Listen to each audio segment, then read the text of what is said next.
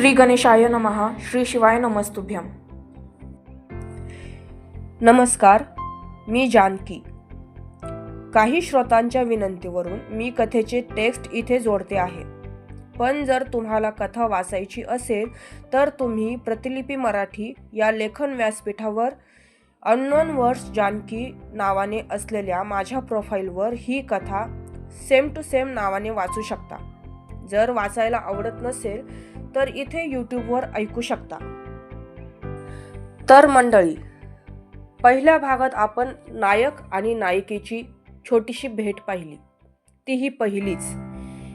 दुसऱ्या भागातही आपण अनपेक्षितपणे त्यांची झालेली भेट पाहिली. तिसऱ्या भागामध्ये वाणीचा काहीतरी भयानक भूतकाळ आहे याबद्दल आपण थोडंसं जाणून घेतलं. तर आज चौथ्या भागामध्ये आपण निशांतची हळद एन्जॉय करणार आहोत. तिथे होणारी थोडीशी गंमतही पाहणार आहोत.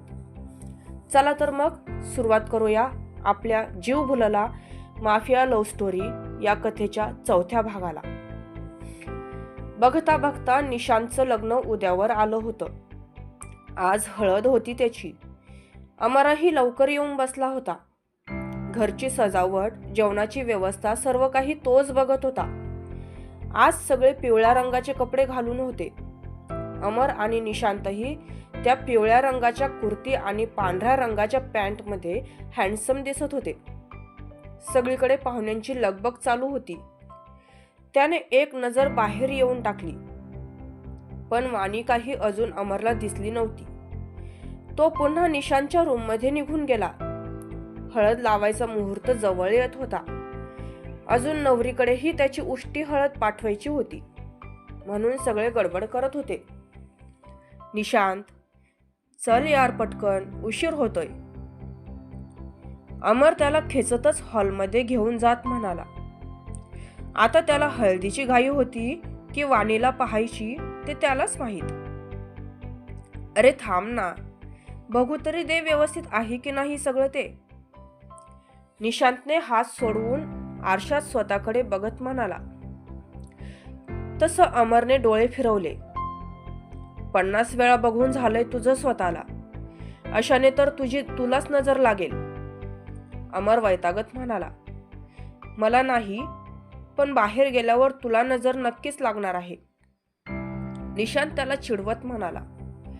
तसं त्याने स्वतःकडेच एक नजर टाकली. खरंच का रे? त्याने स्वतःला खालून वर निहाळून अविश्वासाने निशांतला विचारलं. हो खरंच, निशांतने हसून उत्तर दिलं. तसा अमरही हसला. मग दोघेही बाहेर हॉलमध्ये निघून आले. संपूर्ण हॉल गजबजलेला होता. सगळीकडे पिवळाई दिसत होती. ते दोघे बाहेर येताच सर्व मुली त्यांच्याकडे बघत होत्या, अगदी टक्क लावून. काहींमध्ये तर कुजबुज पण सुरू झाली होती.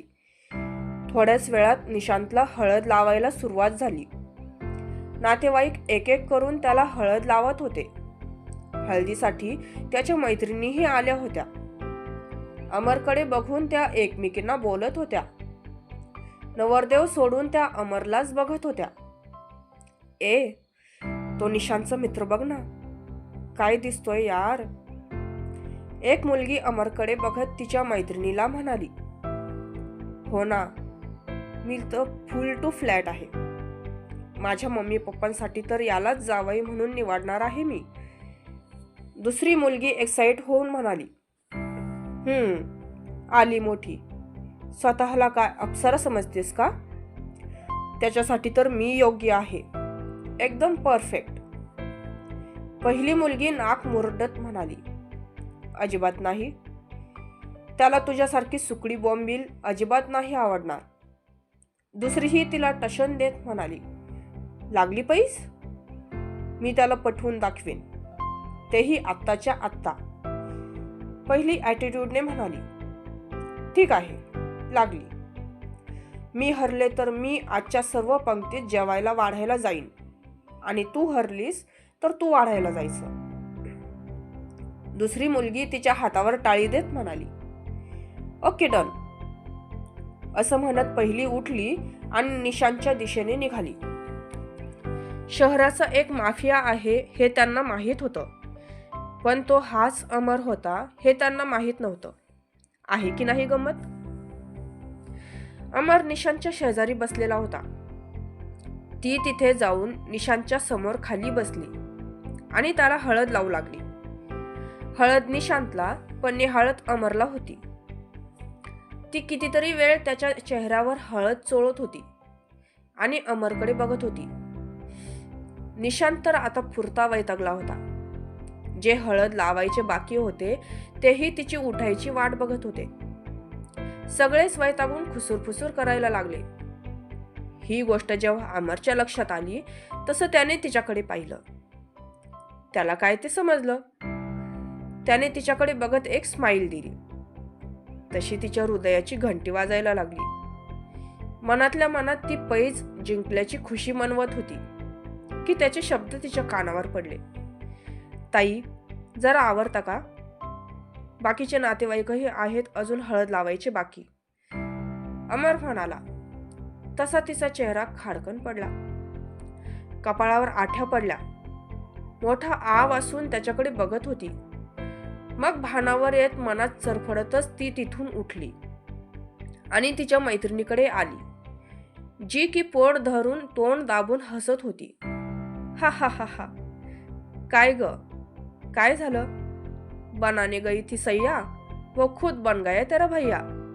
हा हा हा हा. तिची मैत्रीण तिच्यावर हसत म्हणाली. तसा तिचा पारा चढला. Shut up. ती खेसकली. तिची मैत्रीणही तिचा आवाज ऐकून शांत झाली, पण काही क्षणातच पुन्हा हसू लागली. तिची झालेली खिल्ली पाहून तिला फारच मजा आली होती. ती तिला अजून चिडवून द्यायचं काम करायची. हळूहळू सगळ्या नातेवाईकांनी त्याला हळद लावली. वाणी अजूनही कुठे दिसली नव्हती. सकाळपासून ती घरात दिसत नव्हती. अमरची नजर तर अजूनही भिरभिर करत तिला शोधत होती, पण ती अजूनही समोर आली नव्हती. चला, झाली का सर्वांनी हळद लावून? उष्टी हळद नवरीकडे पाठवावी लागेल लवकर, एक नातेवाईक म्हणाली. नाही, थांबा जरा, मी आलोच, असं म्हणत निशांत उठला आणि एका खोलीत गेला.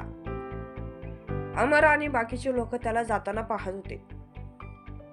निशांत एका खोलीत गेला. तिथे वाणी त्याला कपड्यांच्या घड्या करताना दिसली.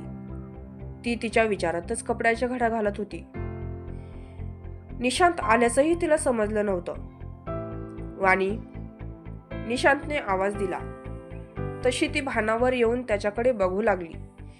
मामा, झाले का हळद लावून? वाणी उभी होत त्याच्याकडे येत म्हणाली. नाही, अजून एक जण बाकी आहे लावायचं, निशांत म्हणाला. वाणीला लगेच कळलं की तो तिच्याबद्दल बोलत आहे ते. प्लीज मामा, मला नाही जमणार, लोकांना कळालं तर ते बोलतील, वाणी खाली मान घालून म्हणाली. का नाही वाणी? निशांत तिच्याकडे एकटक बघत तिला विचारत होता. तुम्हाला माहिती आहे सगळं, वाणी म्हणाली. त्यात तुझा काय दोष? जे झालं ते झालं. चल आता बाहेर आणि मला हळद लाव. निशांत तिचा हात धरत तिला बाहेरच्या दिशेने घेऊन जात म्हणाला. नको ना मामा, ती हात धरून ठेवत कळवळून म्हणाली. तसा निशांत थांबला.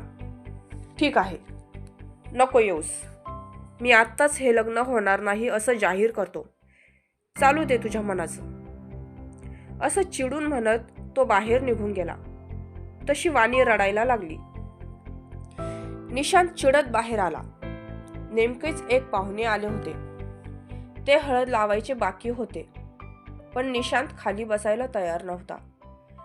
तो बसत नाहीये बघून अमरने त्याला जबरदस्ती खाली बसवलं. निशांतने वैतागून त्याच्याकडे पाहिलं. अमरला त्याचं असं पाहणं कळत नव्हतं. नंतर विचारू म्हणून तो सध्या शांत राहिला. राहिलेल्या पाहुण्यांनी त्याला हळद लावली. सगळं झाल्यावर तो उठणार इतक्यात दोन नाजूक हात त्याच्या गालांवर हळूवार फिरले. तसं निशांतने समोर पाहिलं. वाणी हळूहळू त्याच्या गालांवर, हातांवर, पायांवर हळद लावत होती.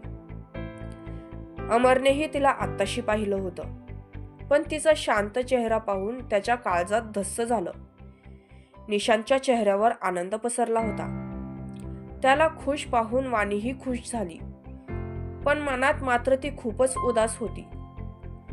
तिच्या मामासाठी वर खुश होती. निशांतला मात्र तिच्या खोट्या हसूमागचं दुःख कळत होतं, पण तो काहीच करू शकत नव्हता. जे झालं त्यात वाणीचा दोष नव्हता. तो तिला तसं समजावूनही सांगायचा. शेवटी नशीब ते, पण ती स्वतःलाच कोसायची. काय असेल नेमका वाणीचा भूतकाळ? जर तुम्हाला माझ्या या कथेचा भाग आवडला असेल तर माझ्या कथेला लाईक आणि माझ्या चॅनलला सबस्क्राईब नक्की करा. भेटूया पुढील भागात.